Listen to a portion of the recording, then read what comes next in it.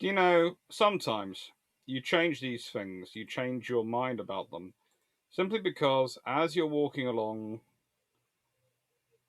it seems to be sensible to.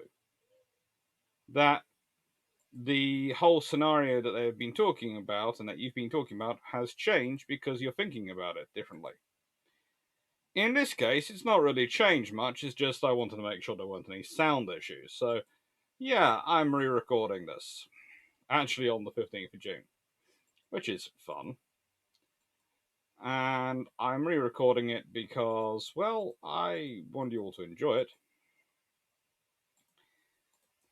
I also want to make a couple extra points, which I've thought about more as I was going through the various travels over the last week or so. And, well, I suppose to an extent, I also wanted to think about the things we've got potentially coming up, because we have got some potentially fun things coming up as a product of NavHisCan22, the hashtag we were using on our Twitter. So, let's continue without much further ado into the Equitable Treaty series. This is it. The Washington Treaty, equitable or otherwise, was 4 videos. The London Treaties, equitable or otherwise, is 7 videos. There is going to be a live, which is going to come out tomorrow, which is me going to be discussing the combined equitable treaties, what they said, what they meant, what they do, what they're like, and why. Before we get into that too much, what's the current Patreon vote? It will be live. There should be a link down below which is working on this. These are the various suggestions from which I drew it from. Now, I have grouped them by person suggesting them. There are some very interesting ideas here. I have to admit, Wayne Borean, you have provided multiple ideas for other things. For example, the UAD, well, designed the ultimate gun dread destroyer on those sondages. I already did a little UAD video that came out to cover for last Friday while I was away. And I'm offering on a post on the community section of this channel the suggestions he's put about World War II and the combat navies in World War II and their various capabilities as an option for August when I go travelling with Justin Craig. That's the revision company I occasionally work for. Bijon suggested building a space force from the ground up, the ships, vehicles, and technology of Stargate SG-1.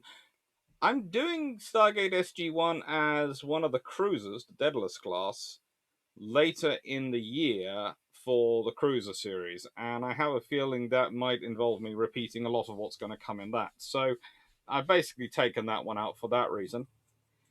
And, well, I thought I'd answer here quickly. What are the most fun patron questions to research? Have patron questions ever given you an idea on area research? Have you an idea for next year? Well, I have got an idea for next year. What will be the equivalent of the year of the cruisers, but I'm going to be announcing that in December, if I'm sure of it. And how can we help you teach us? Is there anything else you'd like to tell us? Oh, there's lots of stuff I'd like to tell you, but I'll be getting through to it. Don't worry. I've worked it out kind of like a. I have to say, I currently have a rolling 8-year plan of equivalent to a 4-year, that's a bachelor's through to master's in the UK terms of war studies with a naval orientation, and a bachelor's through to master's of naval history. And I'm sort of working on them side by side with a load of other things being chucked in. So I have roughly an 8-year program penciled out in my mind, and to an extent on an Excel spreadsheet and in a Word document. But I'm also doing a bit of free flowing because there's always new research coming up, and it's always interesting to talk about new research and bring up new ideas when things change for what was something I've already discussed, but there's been new research, new information's come out, so I'm going to go and do another video to discuss that. What are the most fun Patreon questions to research? One, I've had fun with pretty much all of them, but I have to say the groups which I find most fun are the ones which are force me to look at my traditional area research from a different angle. The ones which are completely a different area of research than I normally would go to, and the ones which make me have to think things through and how I'm going to discuss them. For example, I do like the what if ones, which require me sort of to exercise my ideas from sci-fi and look at those characters. But it's to say, I like them all, really. Those are just the ones which have caused me a special fun and a couple of sleepless nights just hoping I get right. But yeah, it's all a lot of fun. It's all a lot of fun. But this, of course, is the Equitable Treaty series. And I'm going to, well, it's unfair to start this if I don't say rant alert. Yeah, rant alert. Rant incoming, definitely. There is going to be some ranting in it. Because I've already gone through the content of these slides. These slides have already been given to you in their sections building up to them. So if you want to go see more detail on those, please go back and watch the previous videos. But what this is me giving you a summary before we get to the live tomorrow, because there's been a lot of summary for the Washington Treaty. There's got to be a summary for the London treaties, and the London treaties caused me to rant far more than the Washington Treaty, despite me thinking the Washington Treaty is far more at fault for causing World War II than even the Treaty of Versailles. Because when you punish allies and yourselves, as well as disarming your opponents, you create a balance of weakness, not a balance of strength. And a balance of weakness, to my mind, only breeds fear and opportunity. For example, the whole problem with the naval race and the dreadnought and the dreadnought race, etc., is because the British government tries to do it on the cheap. They order HMS Dreadnought, and they only build one, and then it's 3 Invincibles, and then it's not even a full squadron of the next class.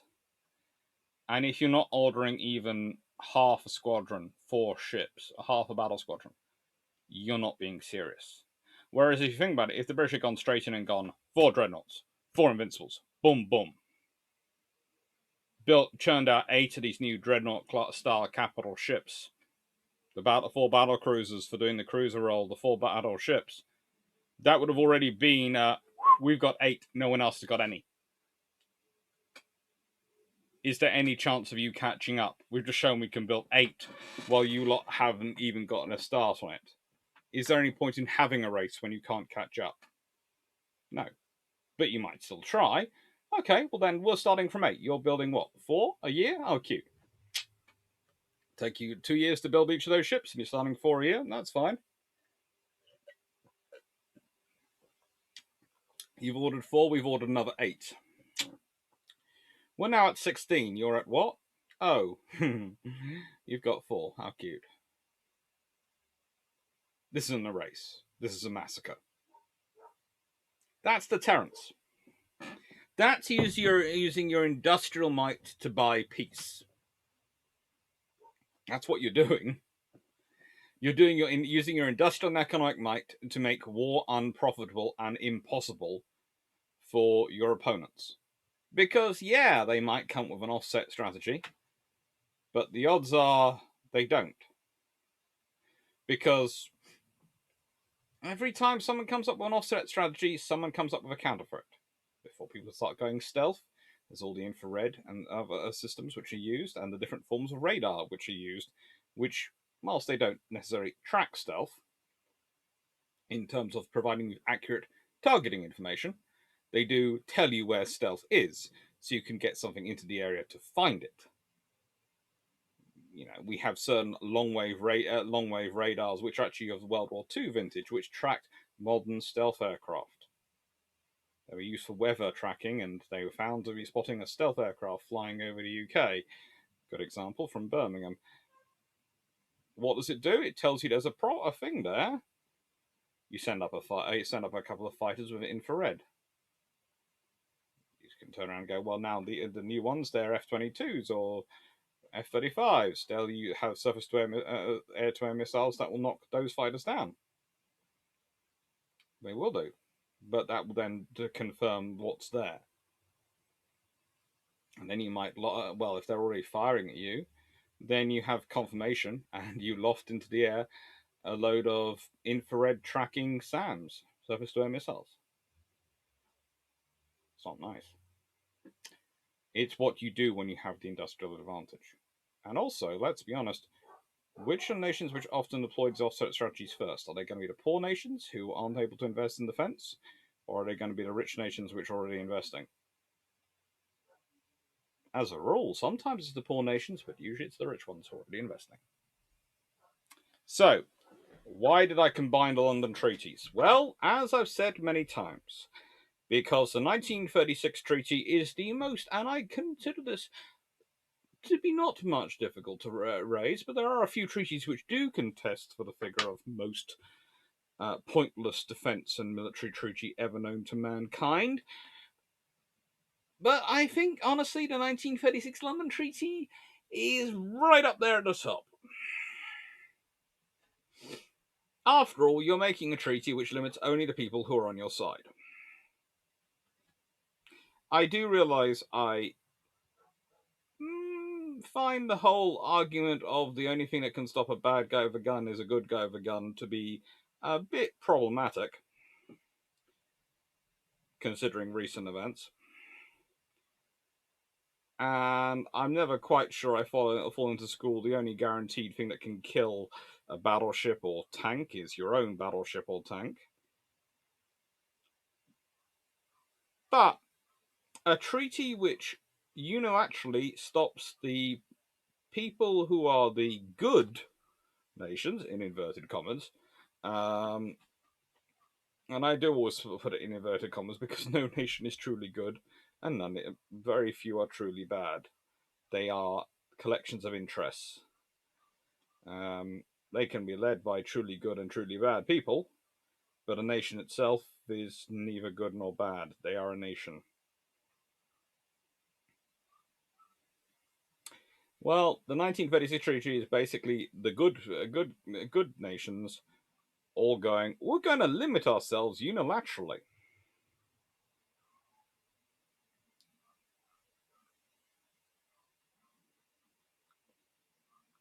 Why?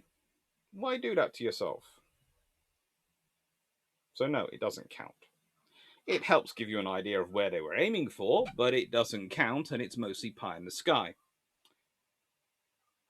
Why have I got North Carolina class here? Because this is what you can produce on 35,000 long tons standard. 44,000 tons full load.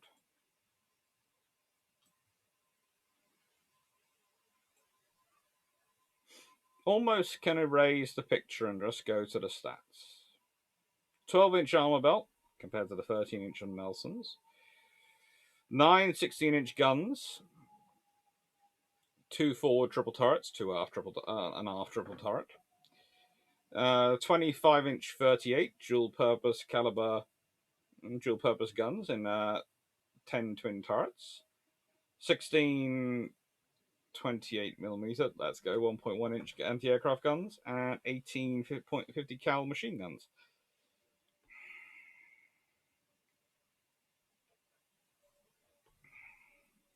Top speed 28 knots. 28 knots and 9 16-inch guns. And then someone turns around to me and goes, well, the most powerful battleship in the world at this time was the Bismarck.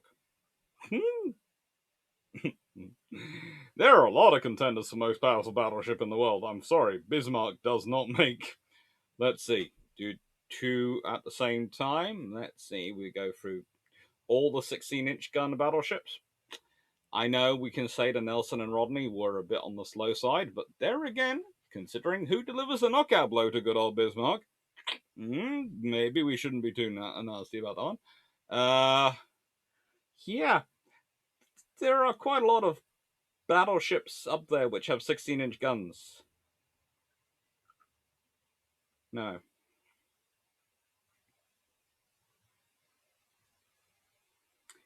So this is the world you've got going on at this point.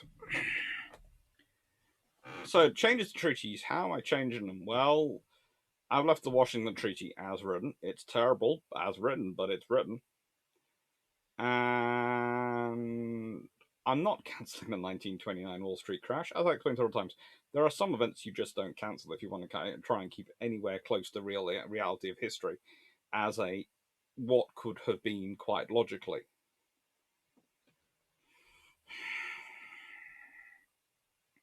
So I need to make Maynard Keynes' economic theory slightly more, how do I put this, attractive to governments. And I also need to make the governments slightly more orientated towards defense spending. Not by much, honestly, because it's an actual hard fought debate, but I need to make them just enough. So, Stanley Baldwin, who's Prime Minister prior to the 1929 election, and is Prime Minister after the next election, I decide wins instead of Ramsay MacDonald in 1929. Which is terrible because Ramsay MacDonald is actually a very good Prime Minister. From every other perspective other than defence, he's actually a fairly decent Prime Minister. And has some very good ideas.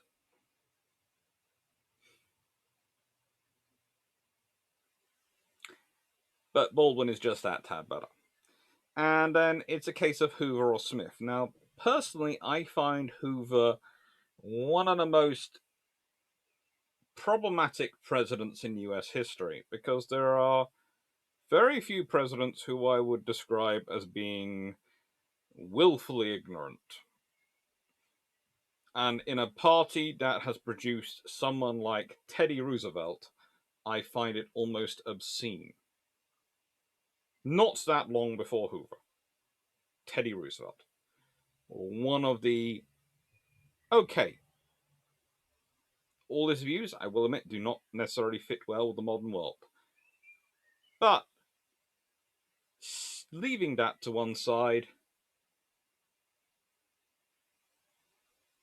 still one of the best presidents the United States has ever had. By a long shot. So, I have to pick between Hoover or Smith. I'm going to pick Smith. Purely on the hopes that he listens to the other Roosevelt, who is alive at this point. And, well, it's interesting to have the first Catholic president of the United States be someone other than Kennedy. These are the US delegates en route to London Naval Conference in 1929 to 30.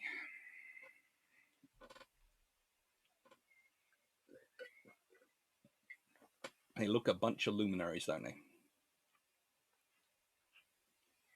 They are trying their best.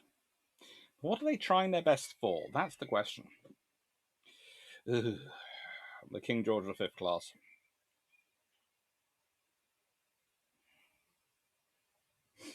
14-inch guns. Mainly because, and this is one of the interesting things of history, the first Sea Lord time, Admiral Chatfield was obsessed with rate of fire. And he felt the 14-inch gun offered the highest rate of fire you could get in an equivalent capital ship gun. And basically the desire was to try and get her fitted with 12 14-inch guns. Now, if that had worked, if they had 3 quadruple turrets and managed to get that in under the tonnage and got all the other things they wanted on them, we could be talking about these ships in a very different way. We'd be talking about them as being, I don't know, machine gun battleships. Like we talk about the 6-inch cruisers being machine gun cruisers. Okay, yeah, they ain't got the singular firepower of the 8-inch cruisers and definitely not the firepower of the Alaskas with their 12-inch guns, but they fire a lot of shells. And if you had the 3 quadruple turrets working at the rate that Vickers were trying to sell them as they're working at, with all the capabilities Vickers was trying to sell them to, and Chatfield believed them because Chatfield had been, I don't know, BT's flag captain, was easy to fool on this front. I don't know. Then you have potentially a war-winning weapon, an absolutely superstar battleship. Especially if you then get the 1936 treaty through with the idea that people have to all reduce their guns down to 14-inch. Suddenly you're ahead and going to the races, and everyone else is designed for a 16-inch world. But that does kind of presume British exceptionalism to an nth degree, and that everyone will follow what the British tell them to. I do love the fact that even the rest of the Sea Lords thought the first Sea Lord was absolutely off his rocker on this one, and that is one of the reasons why the 15-inch 45 and the 16-inch gun take so long to die, and why they are still trying to, the third Sea Lord especially, is trying to siphon off funding to them the whole way through. I think the third Sea Lord's preferred option would have been to go for 3 triple 15-inch turrets, 15-inch guns, and use the 15-inch 45 to upgrade the remaining 15-inch gun ships. I think that would have been a better fit myself, but, you know, yes, people would go, oh, it's still not a 16-inch, and the Americans have got the 16-inch. Yeah, but it would have allowed the British to easily upgrade all the existing battleships in the service, which would have given them an advantage, and honestly, getting a triple 15-inch guns into service would have been a lot quicker, with a lot less problems than the King George V's had with their quadruple 14s. It would have been pragmatic, it could have used existing ammunition stocks. Logistically, infrastructure-wise, it would have been sensible, sound, and very efficient. You could have even refitted the nail rods if you wanted with them. So, London Treaty, as it boils down to, in 1930, is not build any ships till 1936, other than France and Italy, even though they are freeing up tonnage by scrapping more ships. Please note that. They're scrapping more ships in the 1930 London Treaty. Capital ships are in 1936. Capital ships are vessels other than aircraft carriers which exceed 10,000 tons or carry guns larger than 8-inch. In which case, some monitors are suddenly looking around going, huh? I'm a capital ship? Really? You want to include me in your capital ship tonnage? Did we not see what happened in the Russo-Japanese War at Toshima? Or in the First World War, whenever a monitor was caught by an actual, I don't know, warship? I don't feel like capital ship tonnage. Capital ships will be considered overage at 26, shall not exceed 35,000 tons in standard displacement, will carry no gun larger than 14-inch as long as all sign up to the treaty. Okay, so why are you designing your ships for 14-inch if that's only going to be work if everyone signs up to the treaty? And by 1937, you know they haven't, so you are building it purely out of obsession of a first Sea Lord who's managed to shoot out everything else so that it can't be built. Cannot display less than 7,500 tons or carry main armament smaller than 10-inch and be laid down prior to January 1943. Can I please ask someone who would exactly want to do... I can understand maybe 17,500 tons. We all fancy the idea of building a battle canoe. But 10-inch guns? In a world where you have 16-inch armed Leviathans wandering around, why are you building something with 10-inch guns? What singular work of, I don't know, hallucinogenic enhanced worldview are you on if that's something you're actually considering? So, here is, well, because it's the one I'm most familiar with, an example of what happens with the Royal Navy.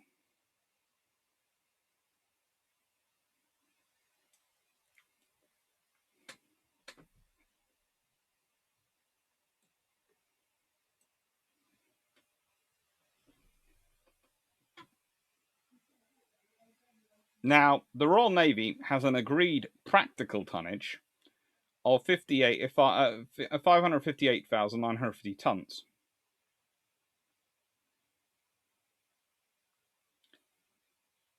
You go to this treaty, and officially, if you get rid of the ships you agree to at London, you have from even the official aim of 525,000 tons, you have 96,950,000 tons. So you could build 2 35,000 ton ships. You could definitely get 2 enhanced Nell rods, which the British should have been able to start in 1930. And we can all imagine how the world might have looked if the British had actually had 2 new battleships built in the early 1930s. Would they have been nail rods, or would they what they would their impact have been? Well, you'd had 2 more ships in service that have been well worked up by the time war began, which would have been a very big difference.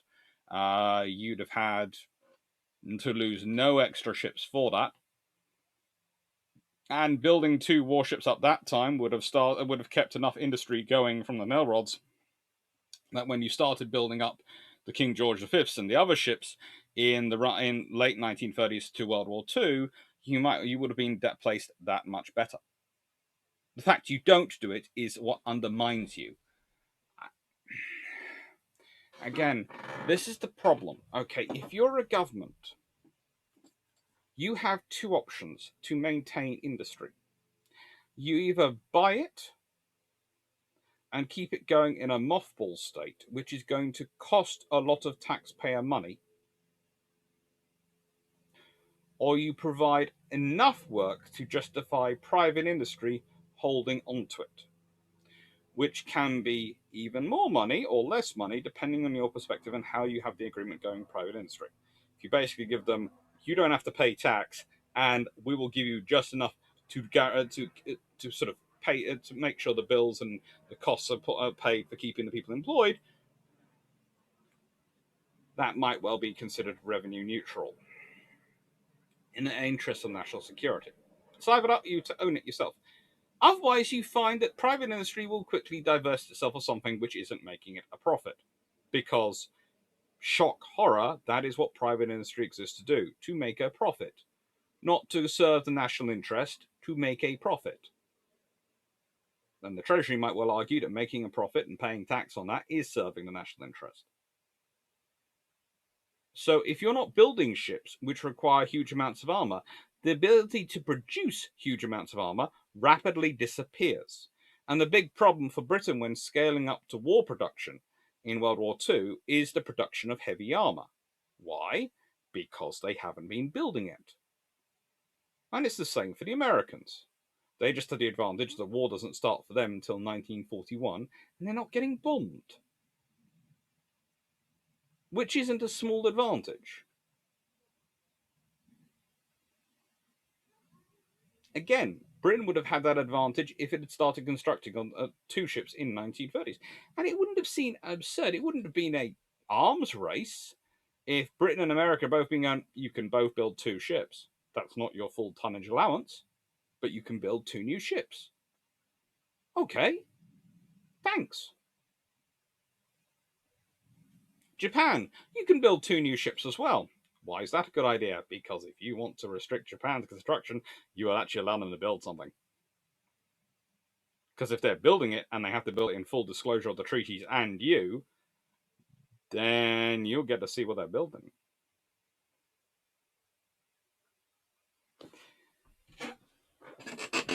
What do I think would have happened if you'd done it in the early 1930s?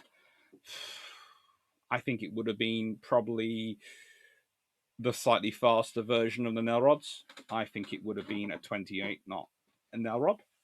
I think that's what the British would have gone with. I think they would have gone with 16-inch guns at that point because they had them. They might have gone with 15-inch. I don't think the earlier designs would have got an early 1930s design would have gone on with a 14-inch gun. I just don't see it. Especially as, honestly, here is the problem. When you're going, and I was talking about this in the car with the Nav His Can 22 crew, which was a lot of fun, and hence I keep bringing it up. There is a point of which capital ship guns are the representation of the national power and status. And whilst you can make the academic argument all day, every day, that the 14-inch gun is just as good, especially if you carry enough barrels and enough guns versus the 15-inch or the 16-inch gun, and I can make that academic argument, there is the reality that, I'm sorry, when it comes to capital ships, there is a bit of top trumps about it because they are image, they are projection assets, they are capital assets which represent your nation. And if you're having to explain why your guns are smaller than another nation's, you've already lost the image battle. 15, 16 inch, that sounds like it's a choice. 16, 14 inch sounds like there's a problem going on.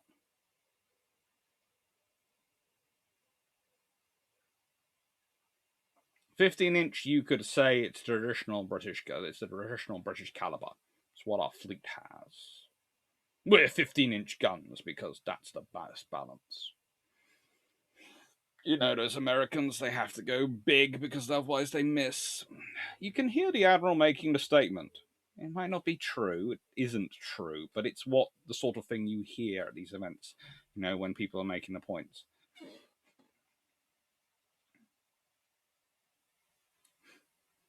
So there it is.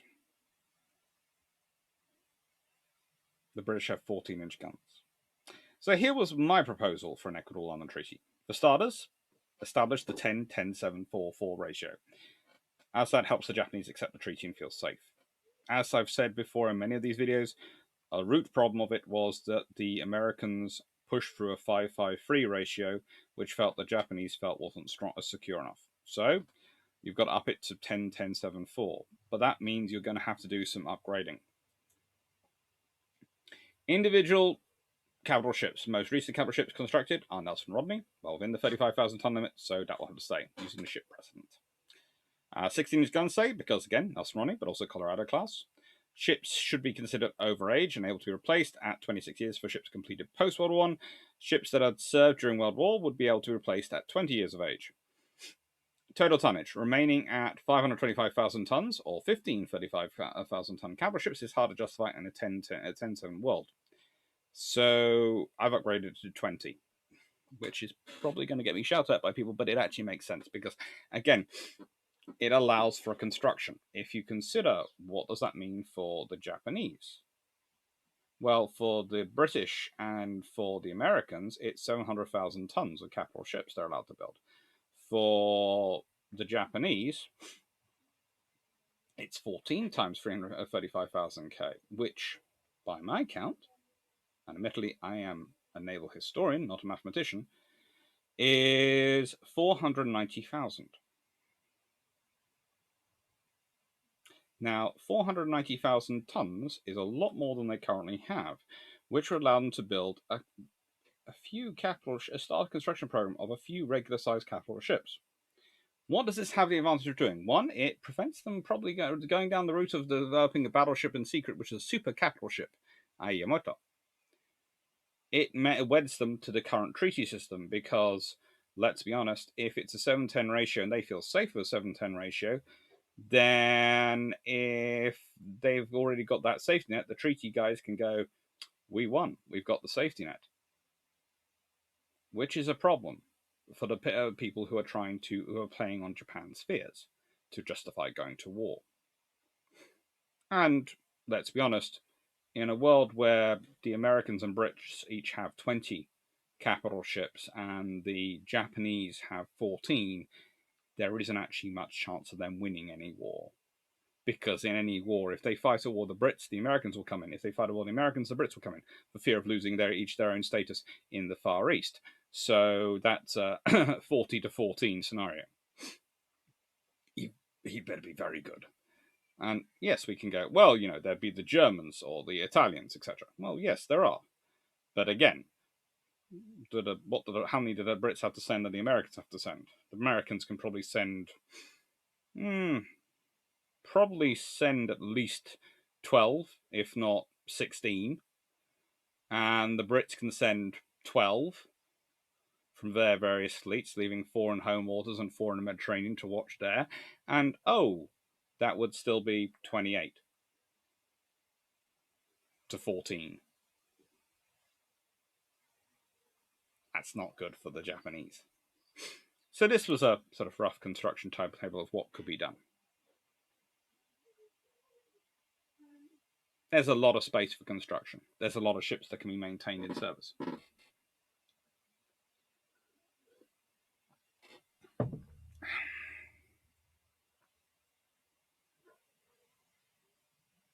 And it allows for a far stronger Royal Navy. It allows for a far stronger US Navy. Why does this act as a deterrent? because suddenly the ratio for Germany, when they're building looking at their Plan Z, is we have to be even bigger because the Brits have already started building. For the Italians, it's a case of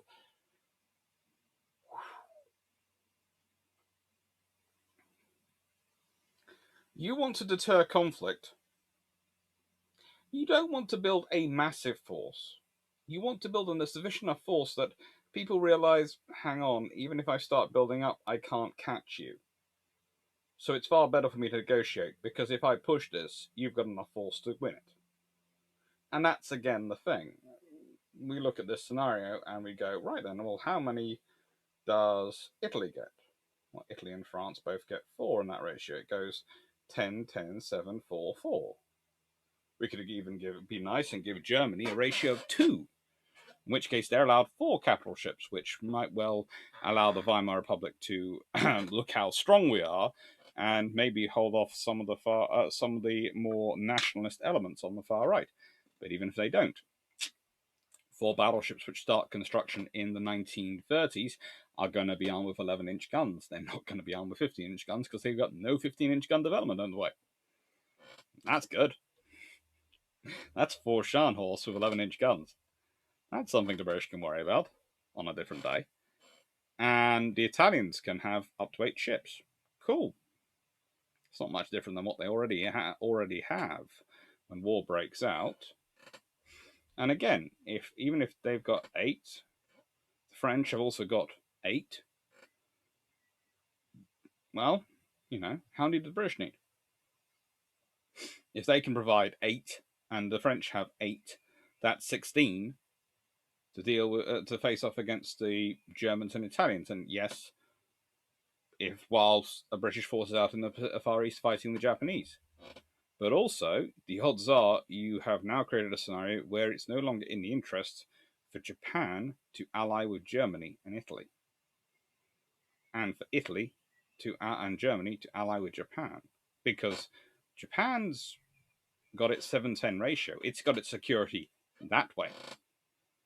Why does it need untrustworthy allies in Europe?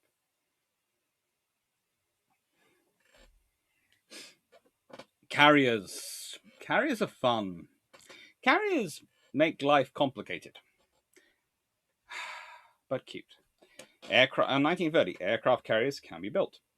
No build battle carriers. Can't carry a gun greater than 6.1 inch. No, we don't want battle carriers.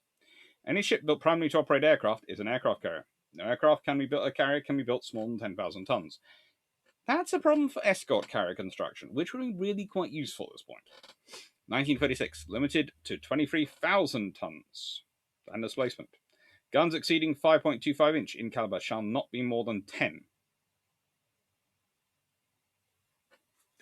Somehow I think the Royal Navy wrote that one. You're only going to get 10 5.25 inch, but don't worry, we're fitting 4.5 inch guns on our carriers.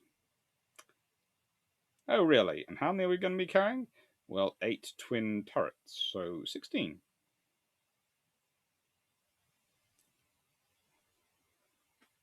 Aircraft carriers only serve 20 years.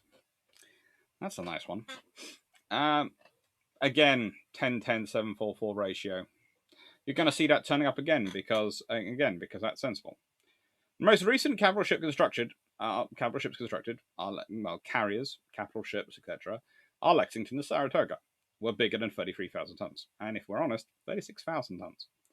So that should be the limit applied to carriers. Basically, you should go with, in all honesty, these had to be 36,000 tons to work. This is therefore the limit we're going to put on them mostly. Or if we adjust for new builds, rather than 27,000 tons, should be increased to 31,000 tons. Limiting to 6.1 inch guns isn't going to matter really. It only annoys the USN, who were the only ones who fitted bigger. Yeah, sorry, Lexington, Saratoga again. Ships will be considered overage and able to replace at 20 years from first launch. Seems sensible. Total tonnage. Remaining at 135,000 tons or 527,000 ton aircraft carriers is harder to justify in a 10-7 world. The easy option is to upgrade to 10, now if you follow the Keynesian policy. With the tonnage limit of 31,000 tons individual, 10 ships would allow to be 310,000 tons. But if that's the case, then it won't be a mass build allowed, and so again, from the previous Equitable Treaty, at no point should any signatory be allowed to be building more than a fifth of their total tonnage. So again, we've set up a very simple policy. Right then, the Brits and the Americans are allowed 10 31,000-ton carriers, or the equivalent of them. Japanese are allowed 7. The French and Italians are allowed 4. And if we want to be nice, the Germans can have 2. It's got that ratio going. For the UK, what does this make happen? Well, I had a think about the construction. And I decided 25,800 tons is standard gets you roughly something akin to an implacable car, an indefatigable, implacable, those vessels.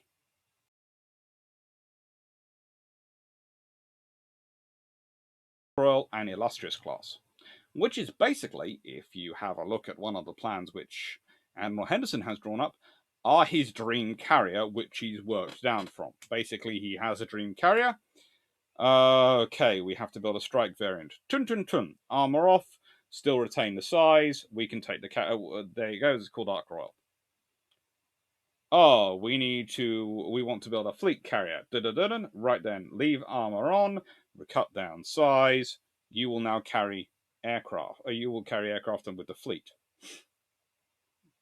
Dream carrier, 2 combined. You can do that roughly on 25,800 tons. What does it allow the Royal Navy to build? Well, again, if your limit is 310,000, 25,800 tons gets you a fairly decent carrier force. It really does.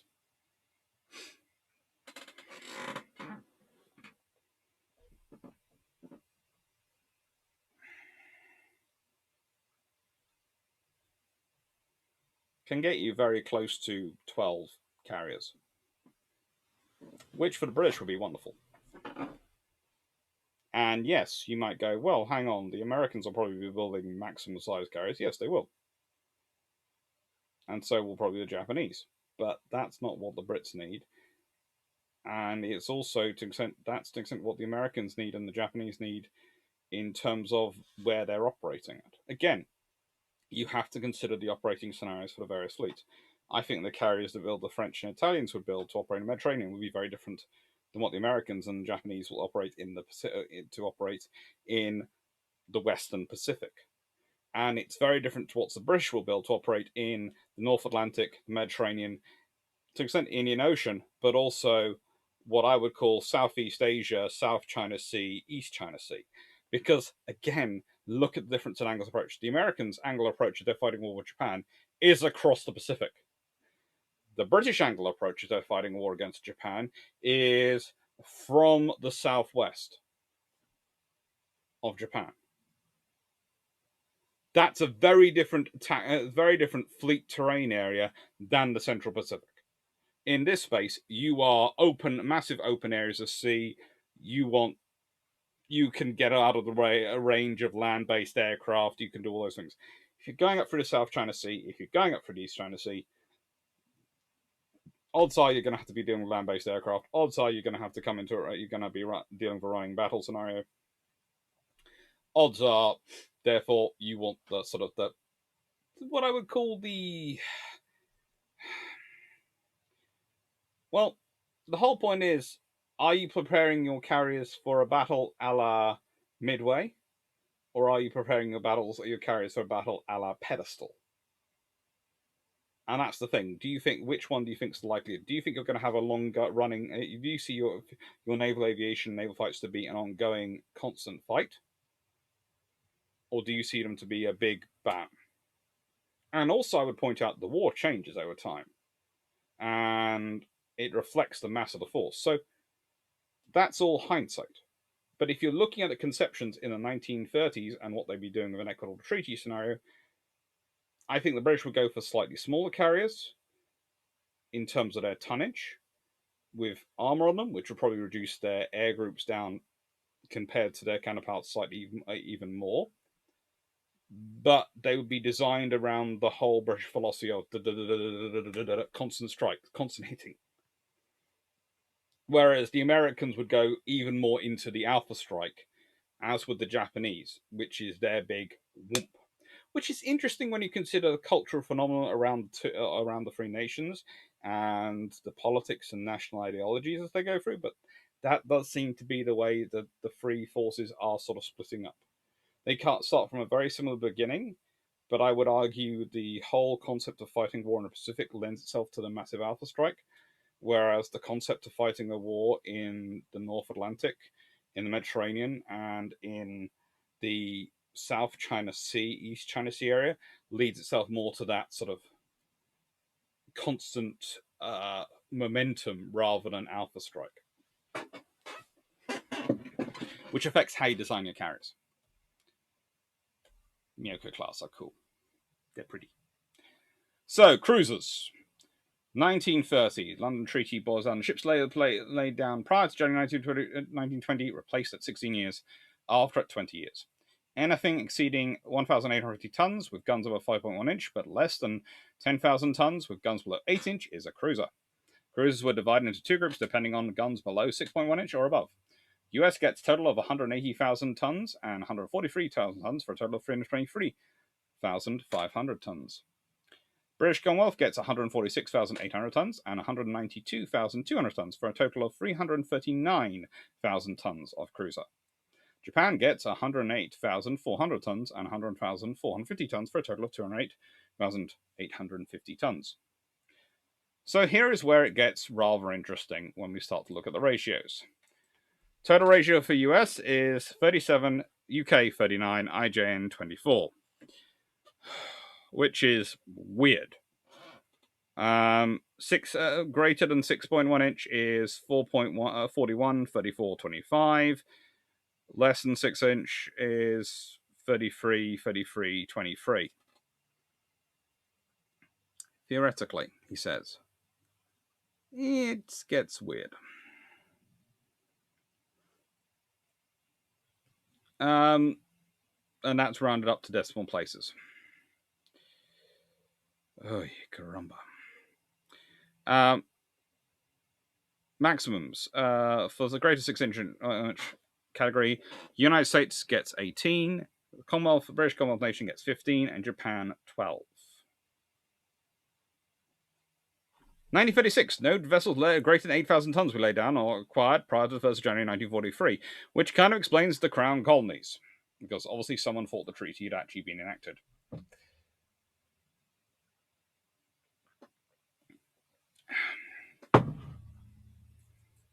Whichever soul that was, I would like to have a special meeting with them. HMAS Australia, 10,400 tons in standard. Yes.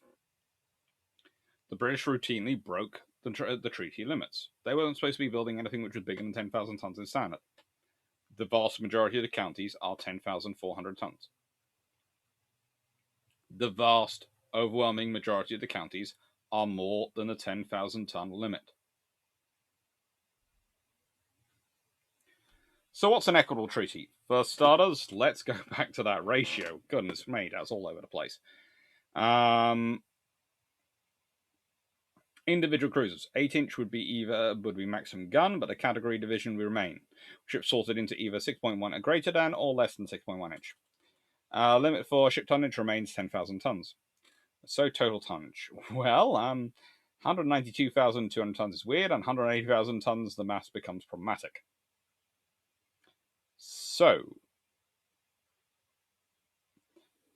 if we go for 200,000 tons, US and UK are at 10. Japan at 7, get 200,000 tons for each category.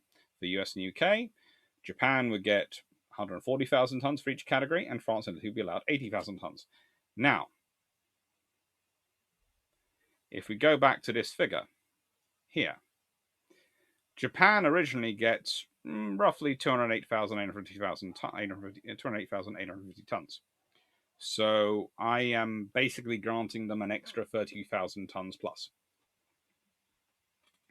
which is nice. But if we again consider the Americans and the Brits, well, the Americans are getting an extra 70 6,500 tons in order to do some building with if they want to, and the Brits are getting an extra 61,000 tons to do some building with if they want to do.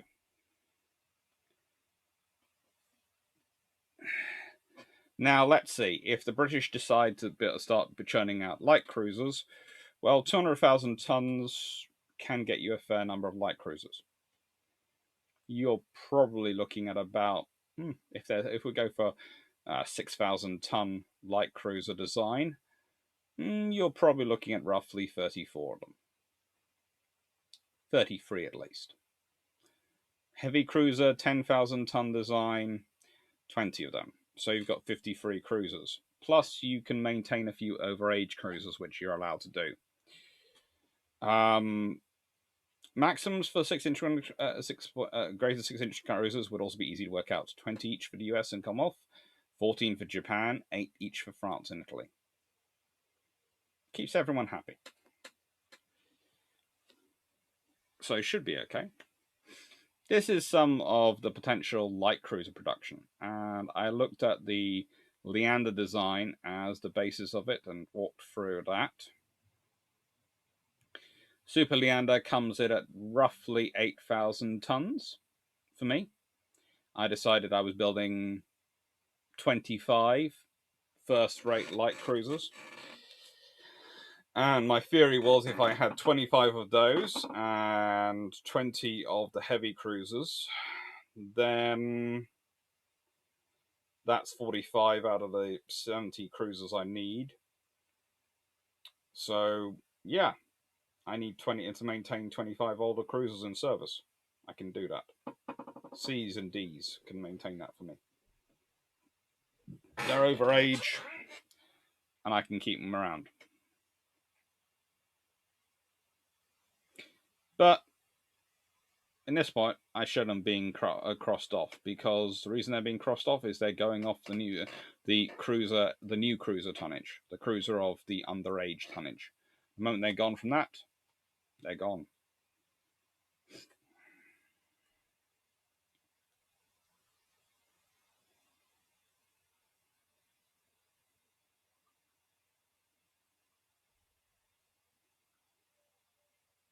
Surrey and Surrey Plus are what get built on this scenario. I still left the Yorks in because I was trying to be nice. But in my ideal world, the Yorks get completely destroyed, forgotten, never exist, and we never have to talk about it again. Because I think York and Exeter names should exist, and I think the crews should exist. I just think that they were put in ships which they should never have been in. Those ships should never have been built as they were. It's one of those ideas which sounds so good in theory, but in practice is absolutely atrocious. Destroyers. London Treaties, as it boils down to. 1936, nothing new. 1930, ships laid down prior to 1920 replaced at 12 years. After 1920, 16 years. Surface vessels of war, the standard displacement of which does not exceed 1,850 tons, and with a gun not above 5.1 inch caliber. US gets 100 totals of 150,000 tons. British Commonwealth 150,000 tons. Japan gets 105,500 tons. So total ratio 37 US, 37 UK, 26 Japan. Okay. All right, if that is your ratio you're literally building to, that is a freaking weird ratio to be building to. With 16% of total tonnage being available for 1,850 ton ships, the rest of the tonnage being 1,500 ton ships. So, let's go into the exact details. Technically, according to this, the UK for the US and UK, 24,000 tons or 12.97 ships. For Japan, 16,880 tons or 9.12 ships. For destroyers, 126,000 tons or 84 ships. For Japan, well, let's be honest, 88,620 ships or 58.88 ships. Again, these are ships which are within age. If they are over 16 years, they're considered overage, and you can hang on to them for a bit. Not indefinitely, but a bit. Oh, she's so pretty. Again, if you want to find out about her, there was some lives done on, well, one live on my channel, And there's a couple of lives done on Drax channel. And we did all sorts of tweeting on hashtag NavHistCan22, which you could follow us on. Oh, she's cute. So, what would be an equitable treaty? Well, for starters, I like to keep my maths simple, okay? This is one of the things about me. Whenever I'm looking at equitable treaties, whenever I'm looking at some things which are being designed to not be mucked around with, you make them simple. You make it very straightforward maths so that people don't have the ability to hide in numbers and figures and rounding errors. Again, we're going to that 10-10-7-4-4 ratio. And that's because, honestly, the London treaties start to feel like they're no longer about ratios. They're about being as mean as you possibly can. There is no ratio. It's being as mean as you can. They're playing lip service to the ratio in the capital ships and carriers. They're absolutely not ignoring it in everything else. Individual destroyers limited to 1,600 tons and limited to 5.1 inch guns or below. Destroyer leaders, 60% of total tonnage allocated to units, 2,000 tons, otherwise as above. Total tonnage. So, using the agreed maximum causes problems. So I'm going to the cruiser thing, where I set the limit at 200,000 tons. With US and UK at 10, Japan would be at 140,000 tons, France and Italy would be allowed 80,000 tons. This would allow the US a maximum of 16 destroyer leaders and a choice of either 105, either 105 1,600 ton ships or 112 1,500 ton ships, equating to a force of 13. That's 8 destroyers and 1 leader in each, with 1 destroyer and 3 leaders remaining, or 14 with 2 leaders remaining destroyer flotillas.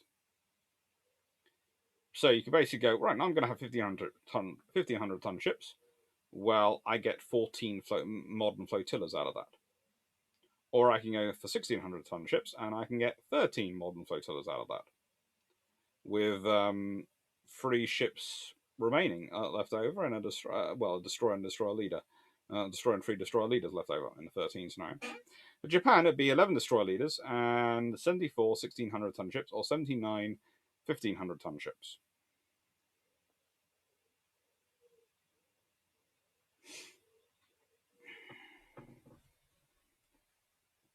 It works.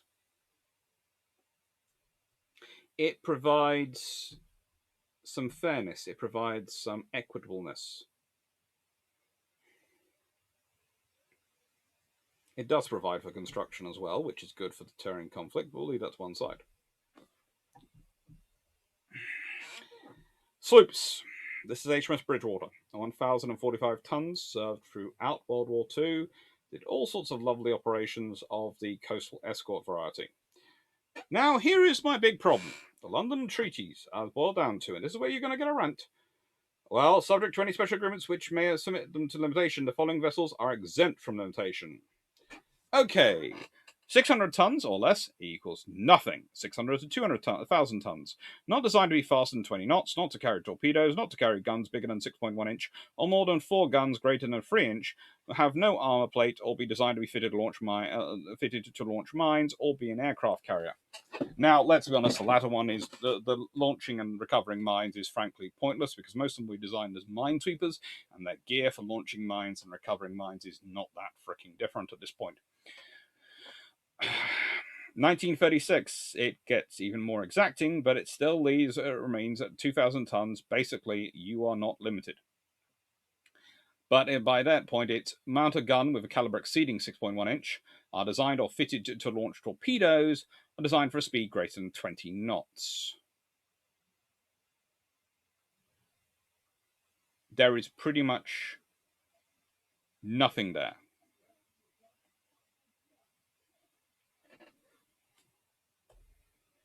So, what would be an equitable treaty? Well, there's no ratio because there's no numerical limit. There's almost no... The treaty is actually equitable. This is the really big annoying thing with the sloops. The treaty is freaking equitable. Yes, I'd like them increased to 24 knots so they make more sense as a convoy escort. But they can do the job at 20 knots. Not to carry torpedoes, fine. Not to carry a gun bigger than 5.1 inch, happy to. Limit them to the same level you limit destroyers. Limit to the same number, same as destroyers, stops issues potentially cropping up. And 6 guns greater than 3 inches will be allowed. Again, because mainly I'm modelling it on the Black Swan class. If greater than 2,000 tons, the unit's tonnage carries from the cruiser category. So why aren't these built? Why did they not build tons and tons of these when you have no limit? So basically, every year from 1930, the British could have turned out, I don't know, 18 of these. They could have match built with destroyers every year. They could have match built convoy escorts. They could have every year had turbine production been going in Australia and Canada and India, as well as the UK, building these ships, building turbine sets, which, by the way, you basically put in a single screw set, or even if you do want to fit a dual propeller screw set, the turbine is not that different to that which you put in destroyers, and would allow you to boost turbine construction of destroyer level and below turbines, spread them around the empire, spread them around, spread anti-submarine warfare capabilities around the empire, and build yourself a real and Commonwealth, and build yourself a really strong, really deep anti-submarine warfare capability. Because again, these are ships which are the same size, if not bigger, than Flower-class corvettes. They are, broadly speaking, the same size as River-class. Honestly, don't take me the wrong way, but the hull for some of these ships, especially some of the later sloops, will be used for not just the Black Swan class sloops, but also the Hunt class escort destroyers. So this is a fairly decent hull, a fairly capable ship. It's very easy to be upgraded and used for anti-submarine warfare. Again, you have no limits on how many you can build. It is not going to affect your tonnage, your treaty limitations, anything. So if you kept churning these out from 1930 onwards, by the time World War II came around, you'd have been knee-deep in modern anti-submarine warfare escorts, which you could have used for convoy protection, which you could have used with their ASDIC sitting around, because you'd have had to increase ASDIC production already and turbine production, so those bottlenecks would have been massaged out of the system in peacetime when they're best able to massage them out, so you wouldn't have the problems with ramping up construction in World War II because they'd been massaged out. So your anti-submarine forces, okay, would you have been hunting using a carrier to hunt submarines? If you had been, she'd have probably been surrounded by an escort group of sloops as well as destroyers. If you had been talking about Royal Oak, up in, up where she sunk, there would have probably been some sloops tootling around, a lot more than were available, which would have made the whole thing of getting into Scapa Float far more difficult. If you look around the whole world for British operations, you think about the problems it would have caused German surface radar forces, the problems it would have caused endless issues for various operations if there had been more sloops wandering around. Because yes, your average surface radar can probably beat a sloop in a fight. But the thing is, a convoy would probably have more than one sloop with it. It would probably have 3 or 4. And your surface radar might well beat 3 or 4, but is it going to beat them in enough time without getting severely damaged itself? Remember, it's not got any more armor than they have, that it can't get away. And secondly, is it going to not get so damaged that, frankly, any nearby cruiser can come along and fight it? And also, here's the reality. You have 4 of these sitting along there. You also maybe have a destroyer there, which has torpedoes, and suddenly your surface radar, which is a converted merchant ship, has the problem of, well, those 4 are shooting at me with their guns, but that thing is diving in and out of smoke with torpedoes. Oh, and they all look quite similar as well. Pardon me.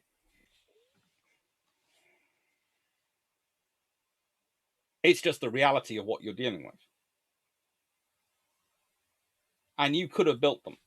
And it would have been also a good way of spreading out money for those people who are going, well, what about the recession and this?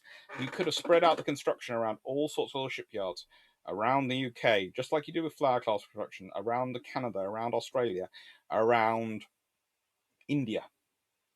You could have really helped with a recession. You could have done all sorts of help for industry going forward with the turbine production, with the gun production. Again, 4-inch guns, twin 4-inch guns. You could have had that vessel could carry easily 6 of them in 3 twins. You could build Black Swan class style sloops in huge numbers prior to World War II beginning.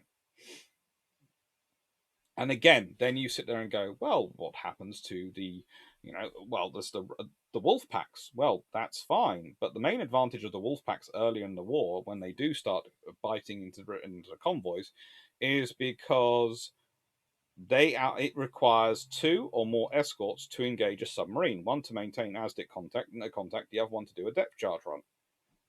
Well, if you've suddenly got, I don't know, let's say you're building 12 in the UK and 6 each a year in Canada, in Australia, in India. So you've got 30 a year from 1930 coming into service.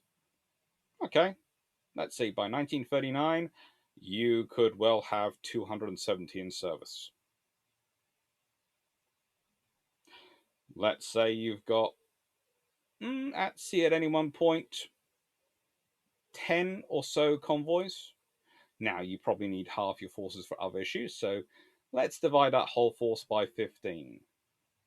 What does that give us? Ooh, well, that's rather nice, Alex. That gives us, and I do declare, a rather nice figure of 18 escort groups.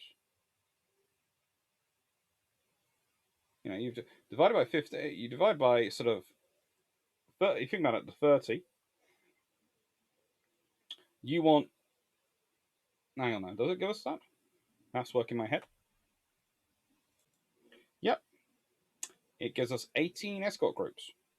Each escort group being of 15 escorts. So, yes, let's see. And I'll go back to it again. Each convoy can now have a base force of 15 of these, plus whatever destroyers and other things you added onto it. And you'd have 18 of those groups wandering around. Or you could make it lower. You could take it down to 12 and you could have, I don't know,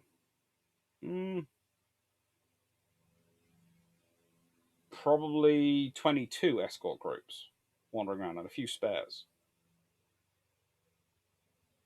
Think about the impact that would have early in the war on German submarine forces, on how quickly their veteran submariners would get into trouble. Because remember, what happens is you send out a crew on a patrol, they go away, they get experience, they come back.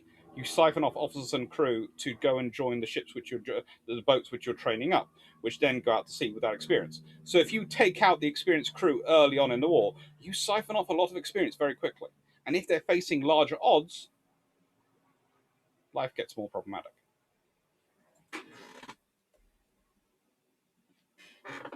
Now we're into the submarines themselves. And here is the interesting thing. Submarines, there's no change of fortifications. Submarines, basically they don't want cruiser submarines. 3 major powers are each allowed 52,700 tons of submarines.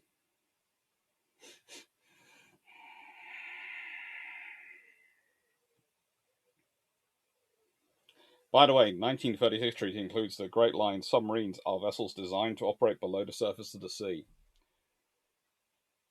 Well, I suppose it needs to be codified at some point, but there was a bit of an issue there, I presume. Equitable Treaty. Theoretically,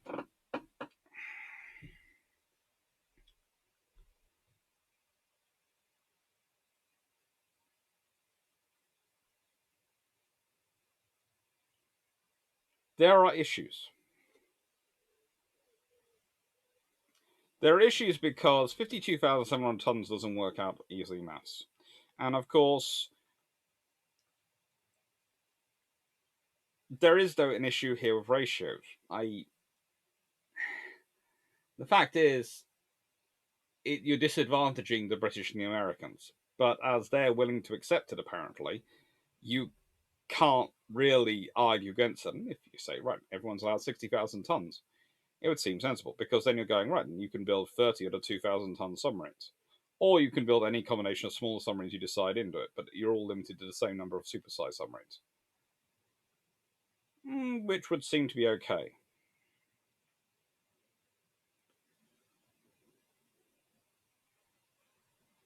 Now, the T class are the example I'm using here, as they're roughly 1,000 tons in standard. Roughly. Although they're often described as 1,290 tons surfaced and roughly almost 1,600 tons submerged. The fact is, surfaced weight is not equivalent to the standard weight, which I found out to my own error once in a conference when I was using that figure because that was the figure I had. So this is why I remember they're roughly 1,000 tons, because I got corrected by a naval architect who basically went through and said, no. And that person who corrected me was my own father at that conference, which was fun. Hey ho. He was right. I was using the figures I had available, and had been used interchangeably by some other authors as submerged and surfaced and standard being the same. And so I presumed those other authors had done their research and been right. No. I was corrected. Nicely, though. He didn't correct me in the practice session. He corrected me in front of everyone else. Thank you, Dad. No. He did it with a laugh. Anyway. So. This is the fortifications rule. Now, here is the interesting thing. Britain's allowed to fortify Australia and New Zealand because they are home nations. So they're allowed to fortify themselves. And Britain's allowed to fortify Singapore. But this whole area, which is mostly Japanese territory, is not allowed to be fortified under the Washington or any London treaties.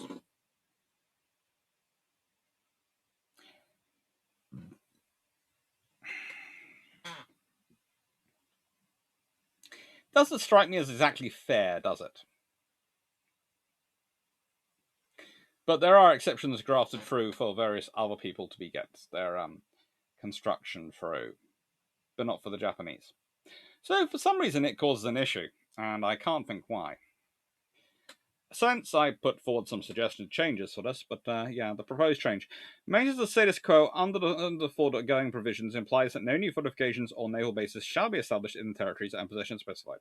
Existing naval facilities may be modernized as appropriate, as long as their total area does not increase, and with full disclosure to other signatories, in order to provide the repair and maintenance of naval forces. Furthermore, any improvements made in defense of those existing places are limited in armament to equivalency with cruisers with a maximum caliber of 8 inches. I felt that fair, and also would see a massive increase in the number of 8-inch guns deployed in the Pacific, which would take up quite a lot of the industrial power of certain nations. And with their limiting being 8-inch guns, then you realize that that's why capital ships and aircraft carriers exist, because then 8-inch guns can be rendered moot. No. So, summary time.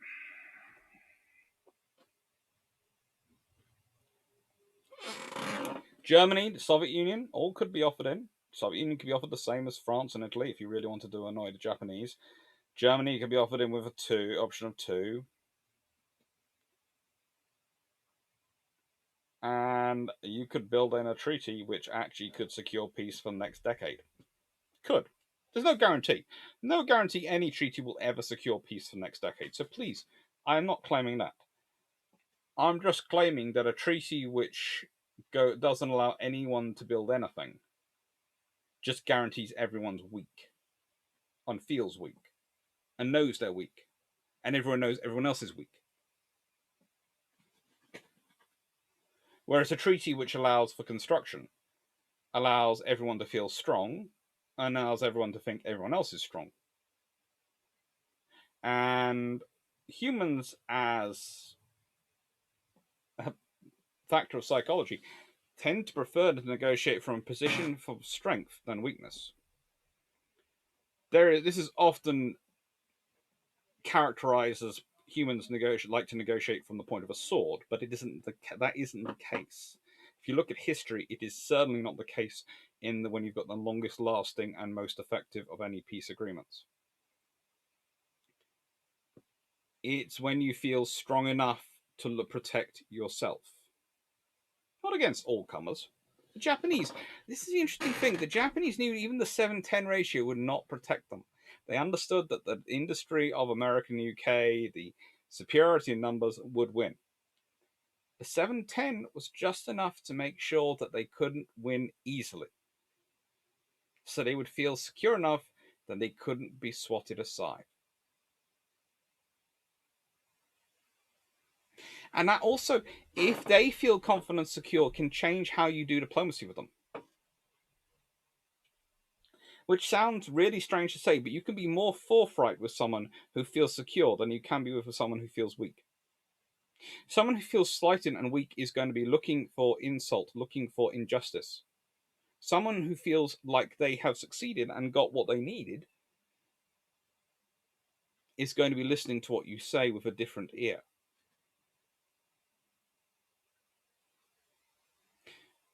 This is something which you have to remember as time goes on now, with the world as it is.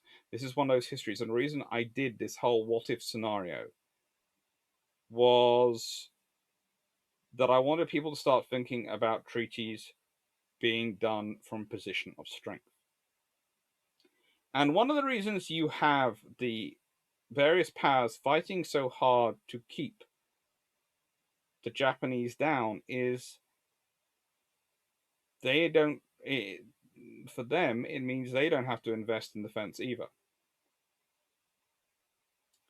Because they're weak, but their opponent is weaker.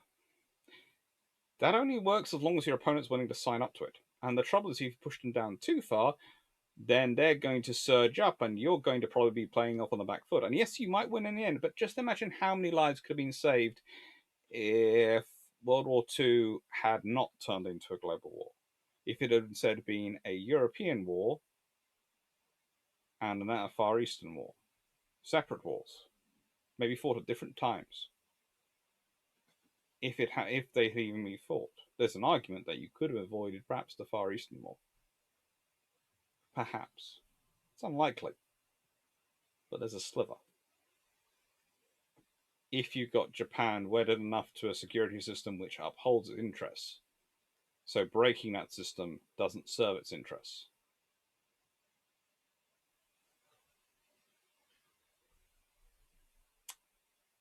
Now,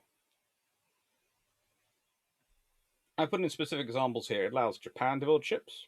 So as long as they're building ships, the incentive to break the treaty by going for massive ships actually doesn't exist. They're going to break the treaty, we know, but there's going to be an acceptable level of breaking it.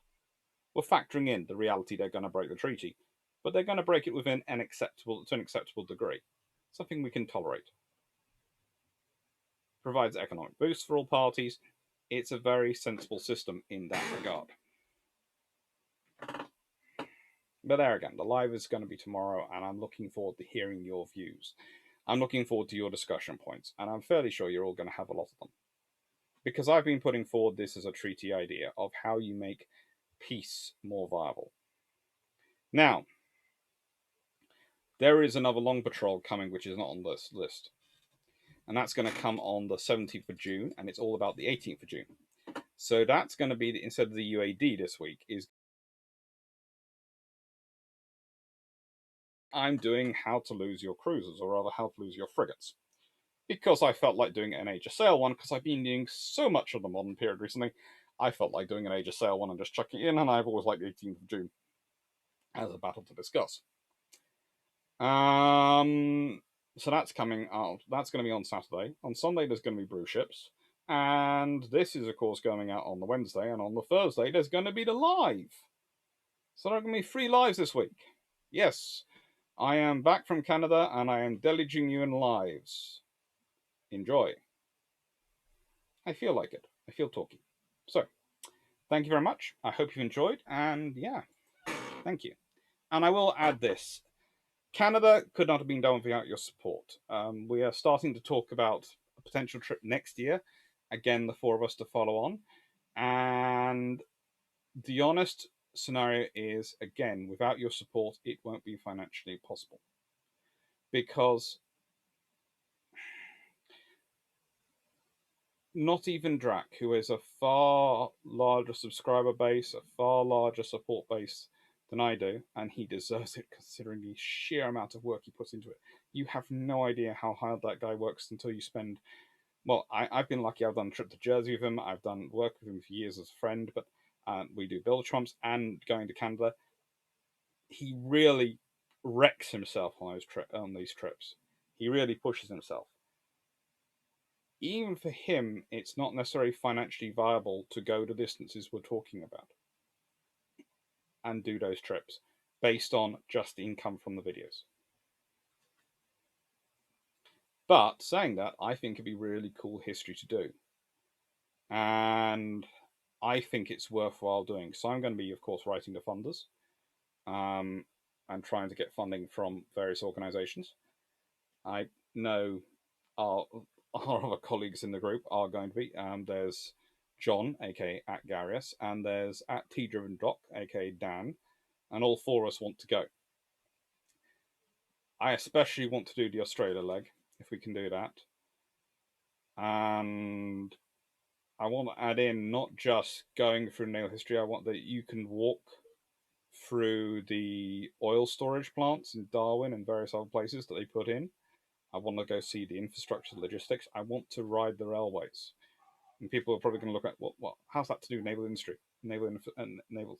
It is massively. It's that whole infrastructure, the GAN, or the India Pacific, all these lines are about connecting ports, connecting various trade routes up so you can move supplies more easily around Australia without having to go around the whole of Australia, to shave off days sailing, to free up ships.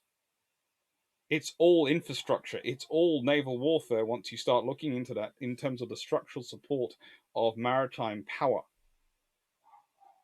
And I want to do that because I think it'd be really cool, but it is going to be so expensive. I mean, literally, we've been working out prices, and there are enough of us who have Scottish and Cornish blood in them. There's enough in me alone that's going, ah. Maybe we can get there by, I don't know, hang glider. Anyway, thank you for all your support. Canada was amazing. There are going to be videos coming out from Canada, and I hope you're going to love them. And we're going to decide on the details, etc., of the trip we're going to be proposing for next year and how we're going to fundraise for it. But again, I always like to end these videos with a question. So the questions today will be A, how would you go do an equitable treaty? And secondly, let's say we do the trip next year. Do you have any suggestions for fundraising for the four of us and how we could go about it? We'd honestly be quite happy to take a larger team of us as well if people wanted to come along, because we really loved having people. It was one of the things me and Drac had real fun having T-Driven Doc there, Dan Freeman, having Garius, that's John Bull on Twitter, real name to be disclosed. There was absolutely amazing, and meeting all the people we did in Canada was fantastic. A real shout out to the people on Haida and HMCS Star, to the Sackville crew. I mean, you cannot get anyone cooler than Art. He's who all of us want to be when we grow up. I mean, literally, he drives the coolest car you can possibly imagine, has the classic version, I think, in the garage back home, and he's just cool. Seriously, if you go to Sackville, meet Art, you within 5 minutes of chatting with him, you will want to be him. I have got cousins who want to be Marg now. She's the one of the first female stokers in the Royal Canadian Navy, the lady who looks after the engineering room on Haida, and she is just a living legend. I mean, she is absolutely fantastic. I left Drac down with her for an hour in the engineering room, and I have never seen him looking happier. Because I had done the engine room on the first time we've been there, and he'd been doing the drone. He'd been doing the not drone stuff. He'd been doing the deck stuff with the big camera, and so he hadn't got down there. and we've been talking about her. And I took him when we went back for a second visit. I took him down and said, "Get here, meet Marg." And I left him alone. And when I came down to get him out, he was just going. I've never seen him look happier. They had been discussing engineering, piping, everything, and she knows all the piping, all the engineers. She's just absolutely spectacular. Amazing woman. An amazingly capable stoker. Seriously, if you are near Haida when she's open, go see the ship, go see Marg, and just learn from her. You will learn so much about engineering, and yeah, she's really fun. Anyway, thank you very much for watching. Hope you enjoyed, and take care.